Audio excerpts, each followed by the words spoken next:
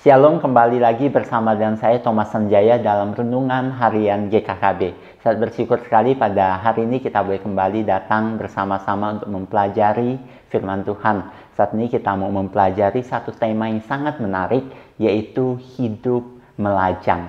Kita akan melihat apa yang Tuhan Yesus katakan mengenai hidup melajang. Namun sebelum masuk lebih jauh, mari kita bersama-sama kita lihat apa yang orang banyak katakan mengenai hidup melajang. Kita saksikan video klip berikut ini. Menurut pendapat kamu gimana sih ada orang yang memutuskan hidupnya melajang gak menikah? Itu sah-sah aja atau salah? Kalau menurut aku sah-sah aja ya, karena kan gak semua orang tuh bisa nyaman dengan hidup berpasang-pasangan, dan sebagian orang juga mungkin banyak yang lebih comfort kalau dia hidup sendiri tanpa pasangan kayak gitu. Itu sih berat, harusnya setiap orang kan ditakdirkan berpasangan. Kalau nggak nikah itu nggak tahu ya. Mungkin dia lebih senang menjomblo. Boleh-boleh aja sih, bebas gitu. Sah-sah aja. Sah-sah aja, itu kan pilihan masing-masing ya. Mungkin dengan dia melajang dia bisa lebih maksimal hidupnya. Menurut kamu enakan melajang atau menikah? Akan menikah lah, kalau sendirian terus sampai tua kan susah. Nikah dong. Nikah. Awalnya ngomongnya sah-sah aja. Oh iya, itu kan pilihan dia yang mau. Saya sih nggak mau ya kan. Enakan menikah sih. Oke. Jadi kamu nggak bisa hidup sendiri ya? Iya. Oke, thank you waktunya. Ya, sama-sama. Menurut Wikipedia, selibat adalah sebuah pilihan hidup yang bersumber dari suatu pandangan atau pemikiran tertentu yang memutuskan sang pribadi untuk memilih hidup tanpa menikah. Sampai saat ini, orang yang sengaja melajang atau selibat terus saja mendapatkan stigma negatif. Padahal, hasil dari berbagai penelitian menyebutkan bahwa hidup sendiri tidak selalu identik dengan hal yang menyedihkan atau kesepian. Bahkan, penelitian terbaru lainnya justru menemukan bahwa orang yang memilih untuk selibat bisa hidup lebih bahagia dan sejahtera dibandingkan dengan orang yang menikah. Matius 19 ayat 12 berkata, ada orang yang tidak dapat kawin karena ia memang lahir demikian dari rahim ibunya, dan ada orang yang dijadikan demikian oleh orang lain, dan ada orang yang membuat dirinya demikian karena kemauannya sendiri oleh karena kerajaan sorga. Siapa yang dapat mengerti, hendaklah ia mengerti.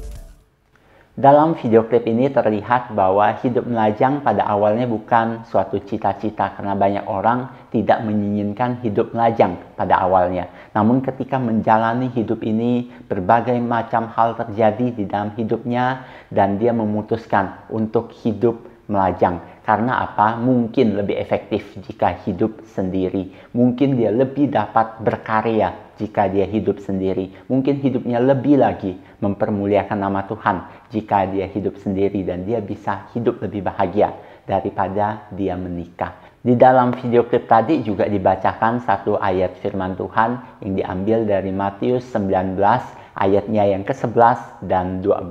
Firman Tuhan ini memiliki konteks di mana Tuhan Yesus sedang mengajarkan tentang perceraian dan pernikahan yang baik. Ketika mendengar apa yang Tuhan Yesus sampaikan, murid-muridnya protes dan berkata, kalau pernikahan sesulit itu, mending gak usah nikah aja lah. Kira-kira murid-muridnya berkata seperti itu. Dan yang menarik di sini, ketika mendengar itu, Tuhan Yesus tidak menyalahkan apa yang disampaikan oleh murid-muridnya itu. Tuhan Yesus malah berkata, tidak semua orang dapat memahami itu. Hanya orang yang diberi karunia untuk memahaminya saja yang dapat mengerti. Kita melihat ada satu hal yang sangat menarik, yaitu Tuhan Yesus menyetujui hal itu. Tuhan Yesus tidak menganggap hidup selibat atau hidup melajang itu adalah sesuatu yang salah. Tuhan Yesus berkata memang ada orang-orang yang diberi karunia untuk menjalankan itu. Kita juga dapat melihat di dalam kehidupan kita sehari-hari, banyak orang yang hidup sendiri atau hidup melajang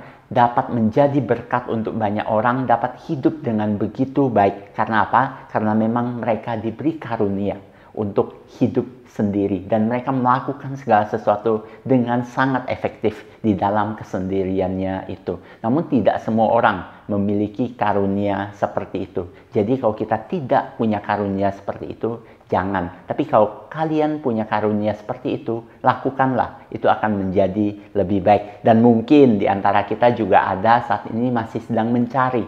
Karena banyak orang pada masa pencarian pasangan ini mulai menyerah dan kadang-kadang menurunkan standarnya. Itu bukan sesuatu yang baik. Saya mengingat apa yang disampaikan oleh dosen senior di tempat saya belajar teologi. Dia pernah berkata seperti ini. Tidak nikah, tidak mati, salah nikah, setengah mati. Apa maksud dari perkataan ini? Maksudnya adalah jangan sembarang menikah. Karena ketika Anda salah memilih pasangan, mungkin Anda akan meninggalkan hidup sendiri yang saat ini Anda anggap sesuatu yang sulit. Namun Anda akan masuk dalam hidup pernikahan yang begitu sulit.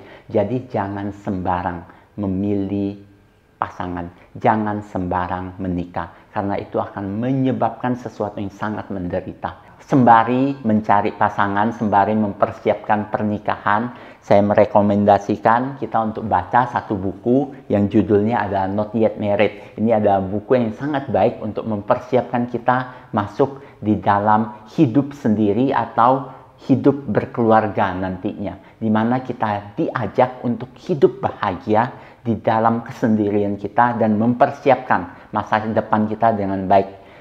Menikah ataupun tidak. Nah, jadi boleh beli buku ini, boleh dibaca. Judulnya adalah Not Yet Married, Masih Single.